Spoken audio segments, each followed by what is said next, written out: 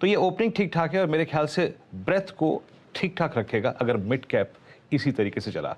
And एक और चीज़ अच्छी है कि बैंक निफ्टी अपने पुट राइटर्स 43,000, 43,1, 43,2 की अगर आप देखें बेस के ऊपर खुल रहा है। That's good. चलिए एक काम करते हैं, जब ओपनिंग होगी तो उसको एक बार फिर से अगर आप देखें रीड करेंगे, लेकिन कुछ स्टॉक स्पेसिफिक भी लेते हैं।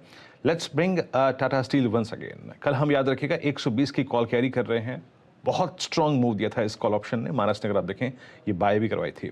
मानस, अब एसबीआई पे आपका व्यू क्या है? 61450, 43,200 के ऊपर अगर बैंक निफ्टी बना रहा, ICICI bank, axis bank, SBI, इनमें से क्या चीज करना चाहेंगे आप उस वक्त?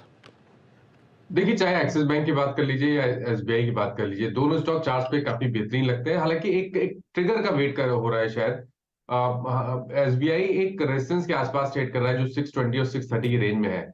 लेकिन अगर वो कोई भी पॉजिटिव ट्रिगर आया तो बिल्कुल यहाँ पर अगर आपको ब्रेकआउट देखने को मिला तो उसके बाद आपको 680, 89, 85 तक के भाव देखने को मिल जाएंगे। अंडरटोन बहुत बुलिश बना हुआ है, कंसोलिडेशन का दौर है, इसलिए अपनी पोजीशन में आप बने रहिए। 599 के स्टॉप लॉस है और फ्रेश खरीदारी, जो पहला अटेम्प्ट है आपको खरीदारी का, वो आपको 620 के ऊपर करना है। ओके, तो ये फिलहाल 620 के ऊपर ही नई खरीदारी की तरफ आप बढ़ेंगे। आज शुरुआत पॉजिटिव रहेगी बैंकों की। शुभम हमारे साथ जुड़ गए। Shubham, good morning, happy new year. बताइए क्या ट्रेड लेंगे आज? गुड मॉर्निंग हंसता जी, और आपको भी happy new year, Virendra ji को, पूरी सीएनबीसी की टीम को और सारे दर्शकों को। और आने वाला जो नववर्ष है वो काफी बेहतरीन रहे सबके लिए। तो आज भी मेरा बैंकिंग से ही शुरुआत करूंगा मैं, बिकॉज मुझे भी लगता है कि मार्केट में जो टेम्पररी एक कंसोलिडेशन था वो अब कंप्लीट होता हुआ दिख रहा है। और ये पूरे कंसोलिडेशन में बैंक निफ्टी को अगर हम देखें तो कहीं भी कोई शॉर्ट्स डेवलप नहीं हुए।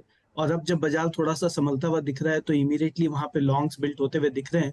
तो मुझे लगता है कि बैंकिंग एक अच्छा आउट परफॉर्मर रह सकता है। और इसमें से इंडसइंड बैंक, जहां पे पिछले 2-3 दिन में हमने देखा है कि एक्टिविटी इंप्रूव होता हुआ दिखा है, वहां पे मुझे लगता है एक ब्रेकआउट आता हुआ दिख सकता है। तो 1240 के स्ट्राइक का जो कॉल ऑप्शन है इंडसइंड बैंक का, उस पर खरीदारी की राय है। लक्ष्य होगा 45 रुपए का, स्टॉप लॉस मेंटेन करे 26 रुपए पे।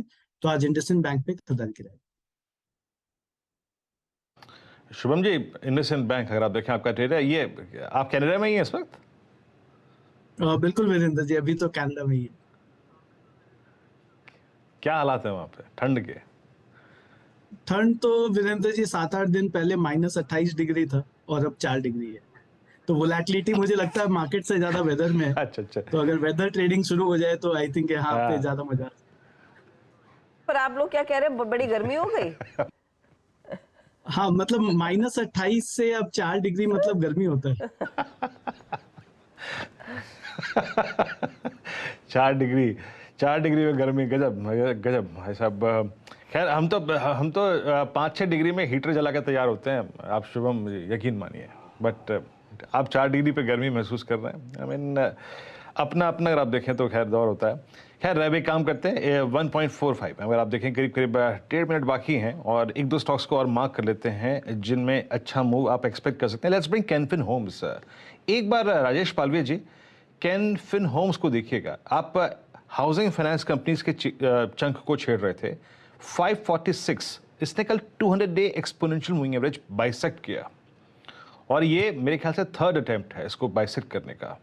आपका व्यू इस वक्त क्या है कैन फिन होम्स पे? में तो काफी अच्छा मूव बना है कल और स्टॉक ने अब 540 के लेवल को क्रॉस किया है। तो हमें लगता है अगर ये आज 540 के ऊपर सस्टेन रहेगा, टारगेट इसका 565, 570 की तरफ सकता है। तो बाय की ही सलाह है, 540 का स्टॉप लॉस होल्ड रखें।